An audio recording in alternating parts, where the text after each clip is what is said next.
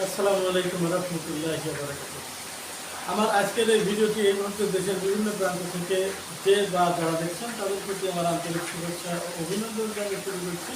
আমি মোহাম্মদ মিরাজুল ইসলাম, সিনিয়র সহকারী শিক্ষক চৌধুরী স্কুল অ্যান্ড কলেজ, পাশাপাশি সহপরিচালক হিসেবে দায়িত্ব পালন করছি স্কাইকাস technical school and BL college. আর তোমরা দেখছো আমার ফেসবুক পেজ এসো শিখি সহজে। তা এসো শিখি সহজে নামের মতোই আমি যতগুলা আমার এই ক্লাস আলোচনা করব, আশা করি সহজেই শেখানোর চেষ্টা করব। তোমরা জানো, কালকে আমি গতকাল আলোচনা করেছিলাম অর্থের সময় মূল্য অধ্যায়ের সূত্রাবলী নিয়ে। আমি বলেছিলাম একটি সূত্র বলে সবগুলো সূত্রই আমরা আলোচনা করেছি। আশা করি আমার প্রিভিয়াস যে ভিডিওগুলো আছে বা ভিডিওটা আছে ফিনান্স সম্পর্কে, ওই ভিডিওটা দেখলে তোমাদের বিষয়টি ক্লিয়ার হয়ে যাবে। এখন আমি আলোচনা করব বাকি যে বিষয়টা নিয়ে আলোচনা করব সেটা নিয়ে।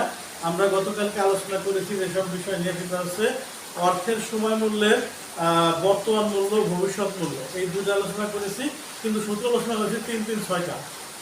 ঠিক আছে, আমরা সরল সুদের সূত্র আলোচনা করেছি, চক্রবৃদ্ধি সুদের সূত্র আলোচনা করেছি, এবং বছরে একাধিকবার চক্রবৃদ্ধি হলে কোন সূত্র ব্যবহার করে আমাদের কাজ করতে হবে সেটা আমি আলোচনা করেছি। এখন আলোচনা করব প্রকৃত সুদের হার নিয়ে। তো আমরা চলে যাই বোর্ডে।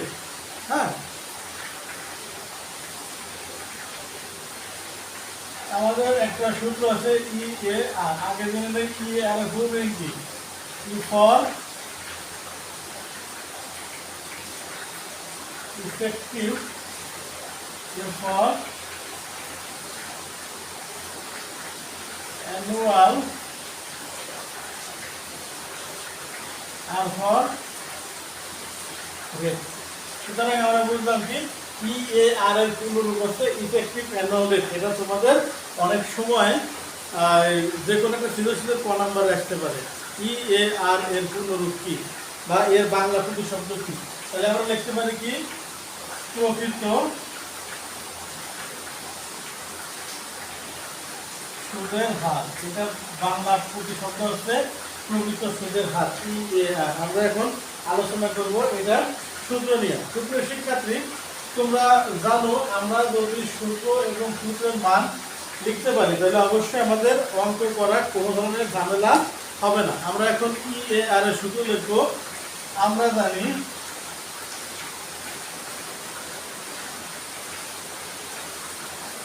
ই এ আর সমান 1 plus I divided M to the power M minus 1 into 100। এটা হচ্ছে আমাদের ই এ আর এর সূত্র। এটা হচ্ছে আমাদের কিভাবে নির্ণয় করার সম্ভাবনা আছে, মানে আমাদের ডেইলি বেসিস, সাপ্তাহিক বেসিস কত টাকা মুনাফা আসে সেটা বাইর করার একটা সূত্র। ঠিক আছে, তো আমরা একটু সূত্রটা ভালো করে দেখি। আমরা জানি E A R equal 1 plus I divided M to the power M minus 1 into 100। ঠিক আছে, এখানে আমরা যদি আই বলি, আই যথারীতি আছে সুদের হার, আর এম হচ্ছে চক্রবৃদ্ধির সংখ্যা। বুঝা গেছে? আশা করি আমি এই অধ্যায়ে যতগুলা সূত্র আছে, সূত্রগুলো আলোচনা করার চেষ্টা করেছি। আশা করি আমার গতকালকের যে ভিডিওটা আমি দিয়েছিলাম তোমাদের জন্য, এই ভিডিওটা দেখলে তোমাদের অনেকটুকু ক্লিয়ার হয়ে যাবে। আর যে সূত্রটা বাকি ছিল সেই সূত্রটা আমি আলোচনা করলাম। এখন ই এ আর অর্থাৎ প্রকৃত সুদের হার।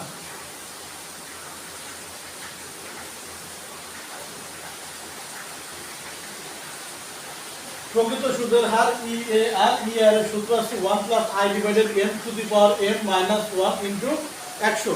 এটা যদি আমরা পারি তাহলে অবশ্যই আমরা এই অধ্যায় যতগুলো অঙ্ক আছে এই অঙ্কগুলো সমাধান করতে পারবো ইনশাআল্লাহ। এখন আমি আলোচনা করব রুল বাহাত্তর নিয়ে।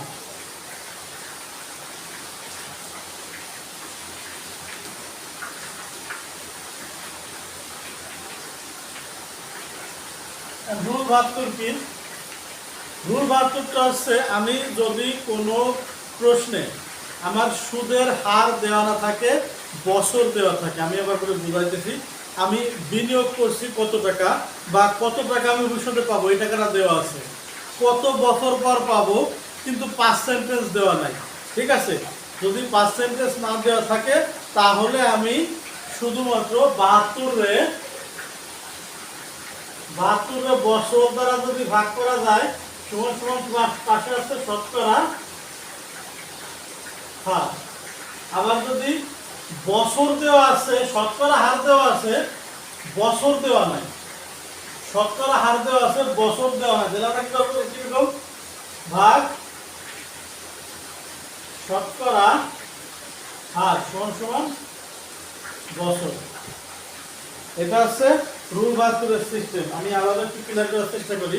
আমাদের যদি কোনো অঙ্কে সামহাও বছর দেওয়া নাই কিন্তু সুদের হার দেওয়া আছে এবং কত টাকা বিনিয়োগ করব বা কত টাকা আমি ভবিষ্যতে পাবো এই টাকাটা দেওয়া আছে, সেক্ষেত্রে আমাদের লাগবে কি সুদের হার বের করা লাগবে। সুদের হার বের করতে হলে যে সূত্র 72 ভাগ আসছে যে কয় বছর বলে, 5 বছর বলুক, 10 বছর বলুক, 8 বছর বলুক, 8 দ্বারা ভাগ করে দেওয়া হবে, সেটা হচ্ছে শতকরা হার। কিন্তু অন্য একটা অঙ্কে যদি লেখা থাকে যে আমাদের বছর দেওয়া নাই কিন্তু শতকরা হার দেওয়া আছে, বছর দেওয়া নাই কিন্তু শতকরা হার দেওয়া আছে, সেই ক্ষেত্রে বছর 72 শতকরা হার দিয়ে ভাগ করে যেটা বেরোবে সেটা হচ্ছে বছর। আশা করি আমি এই আলোচনা থেকে রুল 72টা পরিষ্কার করা বা ক্লিয়ার ভাবে বোঝানোর চেষ্টা করলাম, আশা করি তোমরা বুঝছো। সুপ্রিয় শিক্ষার্থী, আমি আজকে সিম্পল একটা অঙ্ক করে আমার এই ক্লাসটা শেষ করব। আমি ক্লাসটা যদি আমি বিস্তর আলোচনায় যাই তাহলে ভিডিওটা বড় হবে, তোমাদের দেখতেও বিরক্ত লাগবে। আমি এখন ছোট্ট একটা অঙ্ক আলোচনা করব। ছোট্ট একটা কথা বলি, যদি কোনো অঙ্কে সরল সুদ এই কথাটা লেখা থাকে, সরল সুদ এখানে লেখা থাকলে শুধুমাত্র সরল সুদের সূত্র ব্যবহার করা হবে, তাছাড়া অন্যথায় সরল সুদের সূত্র ব্যবহার করা যাবে না। মনে করো আমি একটা উদ্দীপক লিখি, জনাব ক তার গচ্ছিত 50,000 টাকা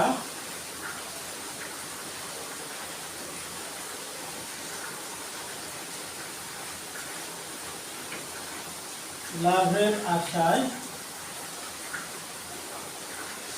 একটি ব্যাংকে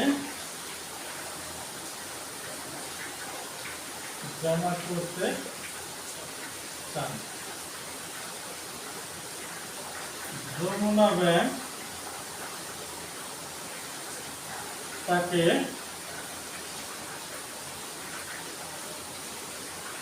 12% সরল সুদে প্রস্তাব দেয়।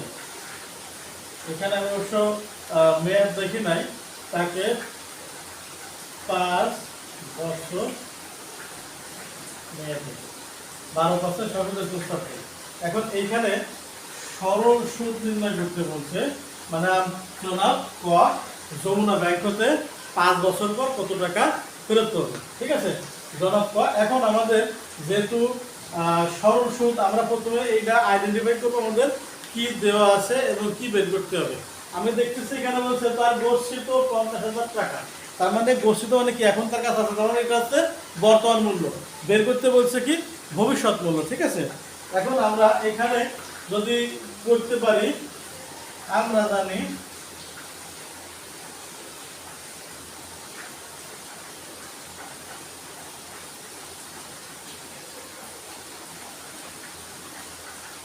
এফভি সমান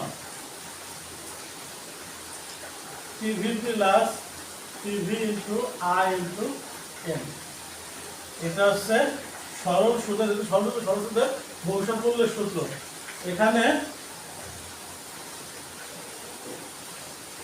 টিভি সমান সমান 50,000, এম সমান সমান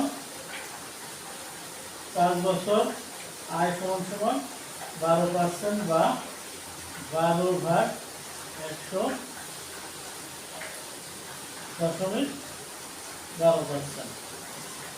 ঠিক আছে, এখন আমরা যেহেতু এই জায়গায় লিখছি, এখন এফডি সমান কত। এখন আমরা দেখি টিভি কত, 50,000 প্লাস 50,000 গুণ 0.12 গুণ 5। এখন আমাদের ক্যালকুলেশন করে যা আসবে তাই উত্তর।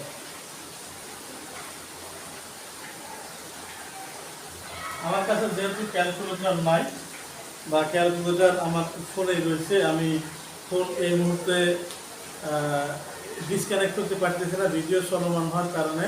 আমার কাছে ক্যালকুলেটর থাকলে আমি অবশ্যই এই অঙ্কটা চেষ্টা করতাম বা শেষ করতাম। এখন এইটা দিয়ে এইটারে যদি গুণ করা হয়, গুণ করার পরে যা হবে তার সাথে এটা গুণ যোগ করলেই ভবিষ্যৎ মূল্য বেড়ে যাবে।